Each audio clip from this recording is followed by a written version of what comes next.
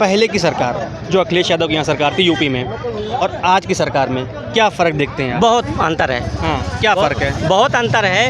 उस सरकार में क्या होता था, अपराध होते थे, अपराध सुने जाते थे, अपराधों पे चर्चा होती थी, अपराध में जो है थोड़ा बहुत सज़ा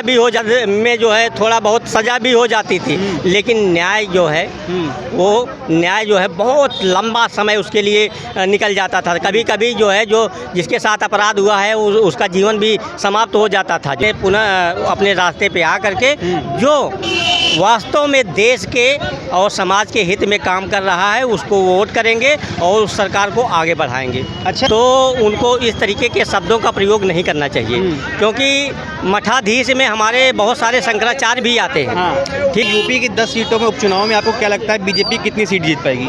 निश्चित रूप से पहले से बहुत अच्छा करेगी। क्या नाम है सर? बीके पांडे। बताइए। पांडे जी, यूपी की राजनीति में 10 सीटों का उपचुनाव होना है, उसमें से अयोध्या सीट बहुत ही हाई प्रोफाइल सीट कही जा रही है। क्या लगता है इसमें बीजेपी जीतेगी या कहते हैं सपा जीतेगी? देखिए, बीजेपी के जीतने का आधार है, बिल्कुल है, क्योंकि एक बार लोगों ने किसी भी बहकावे में, भ्रम में या लालच में या जो भी जिस तरीके से भी वो अपने जो है मूल जिसको वो वोट किया करते थे उससे हटे जो है, लेकिन अब उनको धीरे धीरे समझ में आ रहा है कि हमारा जो है वो गलत रास्ता हमको दिखा दिया गया जो है।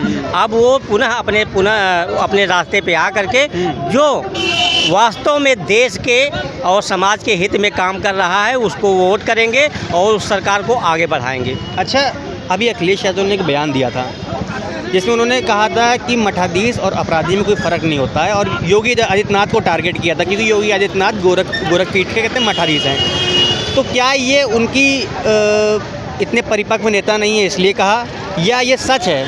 क्या कहेंगे? देखिए, जैसा कि वो कहते हैं कि हम पढ़े लिखे हैं, हाँ, तो अगर वास्तव में पढ़े लिखे हैं और भारत की सभ्यता और संस्कृति को वास्तव में जानते हैं तो उनको इस तरीके के शब्दों का प्रयोग नहीं करना चाहिए, क्योंकि मठाधीश में हमारे बहुत सारे शंकराचार्य भी आते हैं। हाँ। ठीक है, अगर वो एक शब्द इससे जोड़ते हैं जो है तो वो जो उस पंक्ति में लोग हैं वो सब लोग उसी पंक्ति में जो है आप उनके ऊपर आरोप इस तरीके का करते हैं। इस तरीके के आरोप से बचना चाहिए, और जो वास्तविक, देखिए, राजनीति अपनी जगह है, आपसी राजनीतिक प्रतिद्वंदता अपनी जगह है, लेकिन जो शब्दों की मर्यादा है, जो हमारी भारतीय संस्कृति और सभ्यता का एक मूल्य है, मापदंड है, उसके अनुसार जो है अपने भाषा और वक्तव्य को रखना चाहिए जो है। अच्छा, यूपी की 10 सीटों में उपचुनाव में आपको क्या लगता है बीजेपी कितनी सीट जीत पाएगी?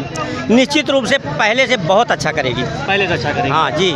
अच्छा, 2027 के चुनाव में जी, अभी विधानसभा चुनाव आना है, ठीक, तो इसमें क्या लगता है योगी आदित्यनाथ मजबूती से खड़े होते हुए नज़र आएंगे, जीत पाएंगे यूपी में, कि सपा सरकार फिर से आ जाएगी? क्यों इसलिए मैं कह रहा हूँ क्योंकि अभी जो कहते हैं लोकसभा चुनाव हुआ था, इसमें यूपी में अखिलेश यादव समाजवादी पार्टी मजबूती से खड़े होते नजर आई, सबसे ज़्यादा सीट दी उन्होंने, इसलिए मैं बोल रहा हूँ। देखिए, वास्तव में इस देश की जनता ने जो है अपना एक लक्ष्य बना के रखा है, ठीक है, और वो लक्ष्य क्या है कि हमको इस देश को अब जो 70-75 सालों से हम विकासशील देश की श्रेणी में बने हुए हैं उसको छोड़ करके अब हमको विकसित देश बनना है। हाँ। हमको आगे बढ़ना है। दुनिया कहाँ से कहाँ जा रही है, हम पुरानी पद्धति पे या पुरानी जगह पे हम पुनः अपने आप को बनाए नहीं रख सकते हैं। दुनिया के साथ हमको कदम से कदम मिलाना है, उसके लिए हमको एक सकारात्मक सोच के साथ आगे बढ़ना होगा। उसमें जात पात, ऊंच नीच और भाषावाद, क्षेत्रवाद, इन सब को हमको त्याग करके आगे बढ़ना होगा। अगर इस जो है मूल्यों पे आदमी जो है वोट करेगा तो निश्चित रूप से आने वाले समय में जो है योगी आदित्यनाथ सरकार जो है प्रचंड बहुमत से सरकार बनाएगी जो है। अच्छा, आप कह रहे हैं योगी आदित्यनाथ आदित्यनाथ की सरकार प्रचंड बहुमत से सरकार बनाएगी यूपी में, ऐसा क्यों कह रहे हैं? क्या अभी तक आपको कोई उनका योजनाओं कोई लाभ मिला है या नहीं मिला? देखिए, लाभ जो उसके पात्र हैं उनको अवश्य ही मिल रहा है। आप गांव में जाइए, हमने देखा है कि गांव में जो है पहले जो छोटे वर्ग के लोग हुआ करते थे, जो है जिनके पास खाने की समस्या होती थी, आवास की समस्या होती थी, पानी की समस्या होती थी, आज जो है अगर आप देखेंगे तो उसमें कम से कम 70 से 80% लोगों का जो है जीवन बहुत बेहतर हुआ है। उनको आवास मिला है, उनको गैस सिलेंडर मिला है, उनको पानी की सुविधा मिली है, उनको जो है बिजली मिली है। तो ये सारी सुविधाएं जब उनको मिल रही है, राशन मिला है, अब वो केवल जो है उसके अपने जो है जीविका के विषय में ही नहीं सोच रहे हैं, वो जीविका के साथ में जो है अपने देश के विकास के विषय में भी सोचना शुरू कर दिया उन्होंने जो है। और इसलिए जो है हम आश्वस्त हैं जो है कि आने वाले समय में जिस तरीके से सरकार ये काम कर रही है, उसकी पहली प्राथमिकता क्या है? देश की सुरक्षा। दूसरी प्राथमिकता क्या है? देश का सतत विकास हो। तीसरी प्राथमिकता हो कि हमारी प्रतिभा और जो है हमारे जो परिश्रम है दोनों का सम्मान हो। और ये इन सब चीज़ों को जो है ये सरकार जो है पूरी तरीके से करने की कोशिश कर रही है और उसमें सक्षम भी हो रही है। अच्छा, पहले की सरकार जो अखिलेश यादव की यहाँ सरकार थी यूपी में और आज की सरकार में क्या फ़र्क देखते हैं आप? बहुत अंतर है। हाँ, क्या फ़र्क है? बहुत अंतर है। उस सरकार में क्या होता था? अपराध होते थे, अपराध सुने जाते थे, अपराधों पे चर्चा होती थी, अपराध में जो है थोड़ा बहुत सज़ा भी हो जाती थी, लेकिन न्याय जो है वो न्याय जो है बहुत लंबा समय उसके लिए निकल जाता था। कभी कभी जो है जो जिसके साथ अपराध हुआ है उसका जीवन भी समाप्त हो जाता था जो है, फिर भी न्याय नहीं मिल पाता था।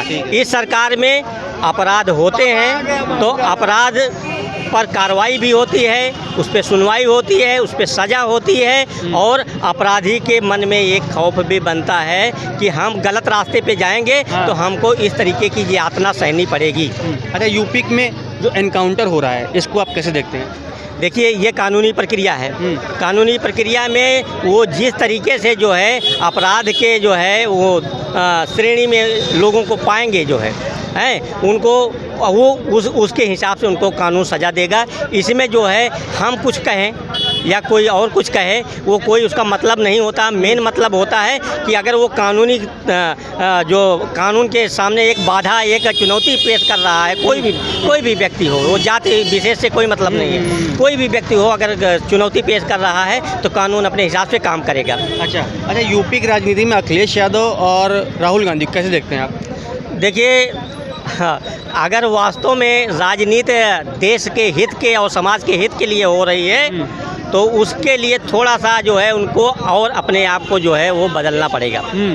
ठीक है, आप केवल वक्तव्य दे करके जो है या कुछ एक दूसरे के प्रति कह करके जो है आप अपनी जिम्मेदारी से मुक्त नहीं हो सकते हैं। अब आप विपक्ष के एक कद्दावर नेता हैं, बड़े नेता हैं, आपकी जिम्मेदारी भी उतनी ही है जितनी कि सरकार की है। बिल्कुल ठीक है, विपक्ष एक तरीके के समझो सरकार ही है। हाँ, बिल्कुल सही। ठीक है, उसको जहाँ पे कुछ गलत हो रहा है आप अपने सुझाव दीजिए, आप उसको जो है आप अपनी आवाज़ उठाइए, जो है संसद में उठाइए, सड़क पे उठाइए, कहीं भी उठाइए, लेकिन जहाँ सही हो रहा है उसका जो है खुले दिल से स्वागत भी करिए, सपोर्ट भी करिए, उसको आगे बढ़ाने के लिए अपना पूरा जो है सहयोग भी दीजिए। आपने कहा कि वो बहुत ही महत्वपूर्ण पद है, पर उसके बाद भी अखिलेश यादव ने भी टीका टिप्पणी कर दी योगी आदित्यनाथ पे।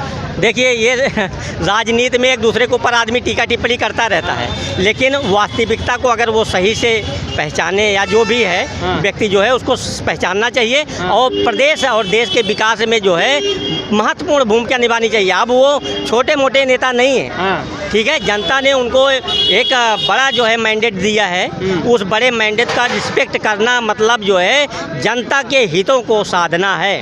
अगर जनता का हित आप जो है इतने मैंडेट के बावजूद भी साध नहीं पा रहे हैं, केवल विरोध, अवरोध, निंदा पे अगर अपने आप को सीमित रख रहे हैं तो निश्चित रूप से ये जो जनता है ना वो बहुत विश्लेषण करती है।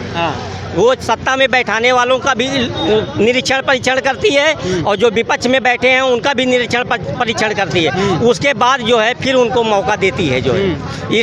उसका ज्वलंत उदाहरण है कांग्रेस जो 70 सालों तक राज किया जो है, उसको भी विपक्ष में लंबे समय तक बैठना पड़ा है। इससे अगर आदमी सीख ले सकता है तो ले, और नहीं ले सकता है तो उस रास्ते पे जा सकता है। मतलब आप हिंट दे रहे हैं क्या कि अगर ऐसे ही करते रहेंगे तो आने वाले समय में वो विपक्ष में ही रह जाएंगे? हाँ, निश्चित रूप से जनता है, हाँ। अपना मैंडेट देती है। हाँ, जनता तो फिलहाल आप भी हैं।